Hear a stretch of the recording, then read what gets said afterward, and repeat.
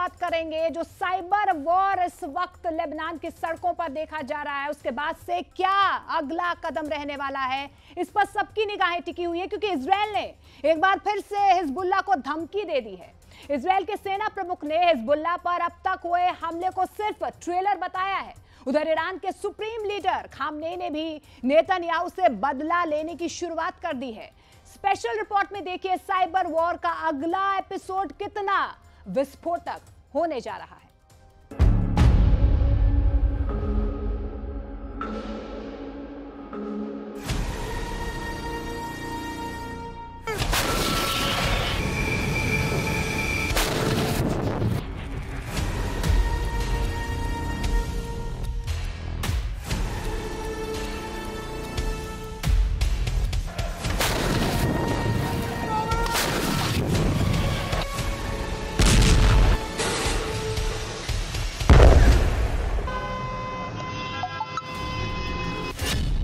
Israel का cyber युद्ध, जल जाएगा सारा लेबनान।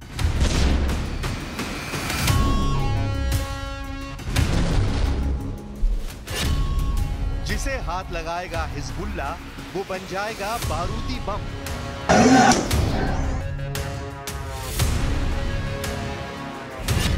नेतन्याहू की यूनिट 8200 सबसे बड़ा हमला अब होगा।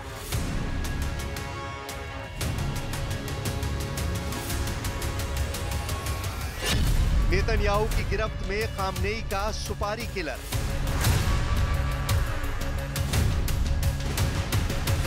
ये युद्ध इजराइल में हमास के नरसंहार से शुरू हुआ था। हमास से इजराइल ने बदला लेना शुरू किया तो बम बारूद के धमाके होने लगे। फिर इसमें ईरान समर्थक हिजबुल्लाह और हूती भी शामिल हो गए।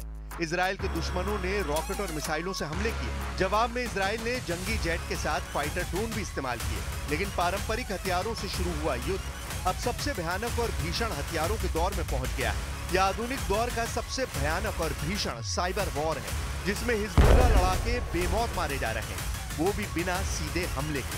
इजराइल सेना की यूनिट नंबर 8200 ने ये बारूदी बिसात बिछाई है, जिससे हिजबुल्लाह, हमास और हूती ही नहीं, ईरान की भी हेकड़ी दूर करती है।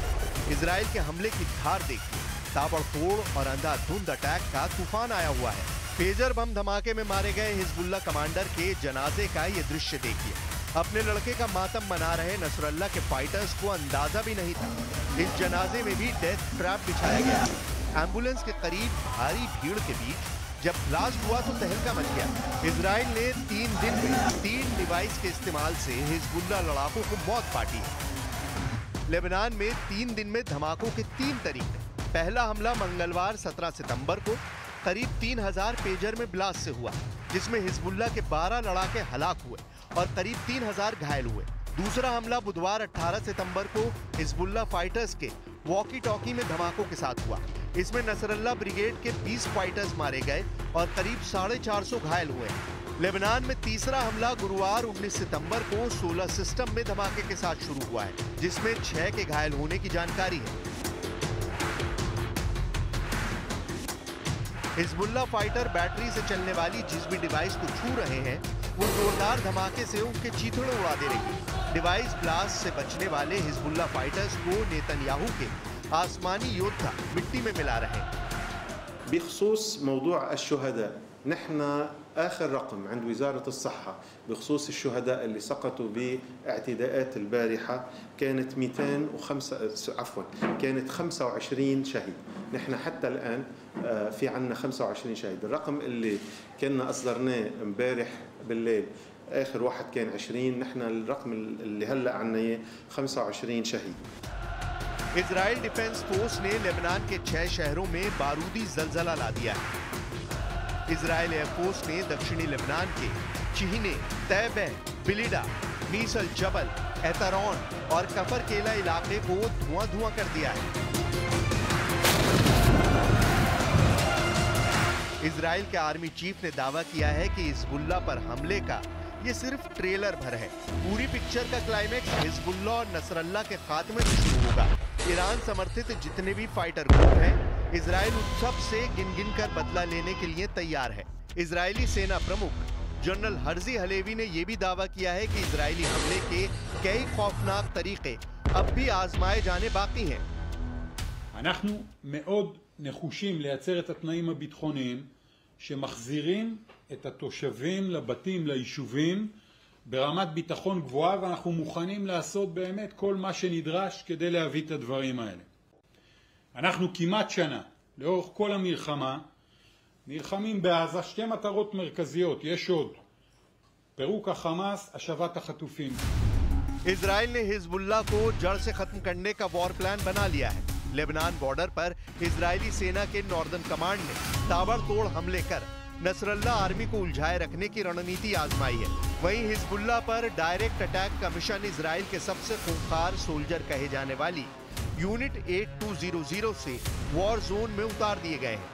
न्यूज एजेंसी रॉयटर्स के मुताबिक इजराइल के सीक्रेट एजेंट्स ने जो यूनिट 8200 में शामिल हैं, उन्होंने बीते 3 दिन में नसरल्ला और ईरान को सदमे में ला दिया है। नेतन्याहू के ये किलर एजेंट इजरायली खुफिया एजेंसी मोसाद का हिस्सा नहीं है। यूनिट 8200 के मेंबर इजराइल की सेना के सबसे तेज और खूंखार कमांडर हैं। इस यूनिट में खास सैनिकों की भर्ती होती है, जिनकी जिम्मेदारी इंटेलिजेंस इकट्ठा करने की भी होती है। यूनिट 8200 का इजरायली सेना से लेना देना नहीं है, न ही ये एजेंट मोसाद के लिए काम करते हैं। यूनिट 8200 के एजेंट दुश्मन पर लंबे समय तक रिसर्च करने के बाद हमले की प्लानिंग करते हैं। रिपोर्ट में दावा किया गया है कि यूनिट 8200 सीधे नेतन्याहू को रिपोर्ट करती है। हिजबुल्लाह को दहलाने के लिए यूनिट 8200 के एजेंट्स ने ऐसी प्लानिंग की जिसकी कल्पना भी नसरल्ला और खामनेई ने नहीं की थी। यूनिट 8200 ने पता लगाया कि हिजबुल्लाह लड़ाके पेजर और वॉकी टॉकी के इस्तेमाल के जरिए ही आपस में बात करते हैं, जिसे यूनिट 8200 ने बम में बदल दिया। दुश्मन की सोच जहां खत्म होती है, इजराइल की यूनिट 8200 के एजेंट वहीं से उनकी तबाही की स्क्रिप्ट लिखना शुरू करता है। तबाही ऐसी जिसे देख दुनिया दहल जाए। हिजबुल्लाह सीरियल डिवाइस अटैक से दहल रहा है, जिसकी अगली कड़ी में बैटरी से चलने वाली कई चीजें इजराइल का बारूदी हथियार बन सकती है। पेजर बम, वॉकी टॉकी बम, सोलर बम, रेडियो बम, गाड़ी बम, मोटरसाइकिल बम, रिमोट बम। लेबनान में हो रहे वॉकी टॉकी ब्लास्ट पर एक्सपर्ट्स क्या कहते हैं, ये सुनिए। ये नॉर्मल वॉकी टॉकी है जो पूरी दुनिया में इस्तेमाल की जाती है। इस वॉकी टॉकी के अंदर जो भी बैटरीज है या फिर जो फ्रीक्वेंसी मैच करने वाली जो मशीन है, वो सब निकाल के इसमें रखी हुई हैं। अब वॉकी टॉकी में अगर ब्लास्ट करना है तो 2 तरीके होते हैं, वो हम फ्रीक्वेंसी एक्सपर्ट से समझेंगे। लेकिन देखिए किस तरीके से ये वायर है, इसमें सब कुछ अटैच किया हुआ है। ये वॉकी टॉकी की बैटरी है और ये बारूद यहाँ पे लगाया गया है।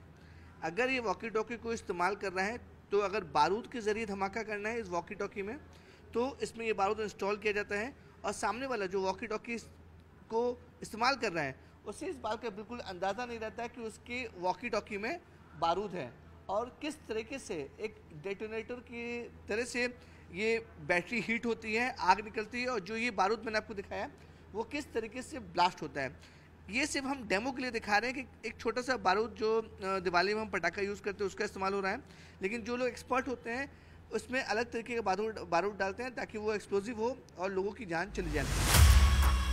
लेबनान में मचे बारूदी कोहराम में इजराइल ने अपने रोल की अब तक पुष्टि नहीं की है, लेकिन नेतन्याहू आर्मी ने ये साफ किया है कि ईरान को जवाब देने का वक्त करीब है, क्योंकि इजराइल डिफेंस फोर्स के हत्थे खामनेई का सुपारी किलर चढ़ा है। इजराइल का नागरिक ईरान के लिए तेल अवीव में नेतन्याहू की सुपारी लेकर काम कर रहा था।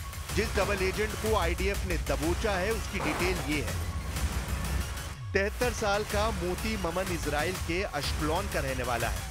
मोती ममन कारोबारी बनकर तुर्की में लंबे वक्त तक रह चुका है। हेनरी फारूक असलान और जुनेद असलान नाम के तुर्की के नागरिकों ने मोती ममन की मुलाकात ईरान के कारोबारी एडी से करवाई थी। तुर्की में ही मोती ममन को ईरानी एजेंट्स ने इजराइल के खिलाफ भड़काया और नेतन्याहू की सुपारी दी गई। मोती ममन को जो मर्डर कॉन्ट्रैक्ट दिया गया उसमें नेतन्याहू के साथ साथ पूर्व प्रधानमंत्री नफ्ताली बेनेट और कई हाई प्रोफाइल नाम शामिल हैं।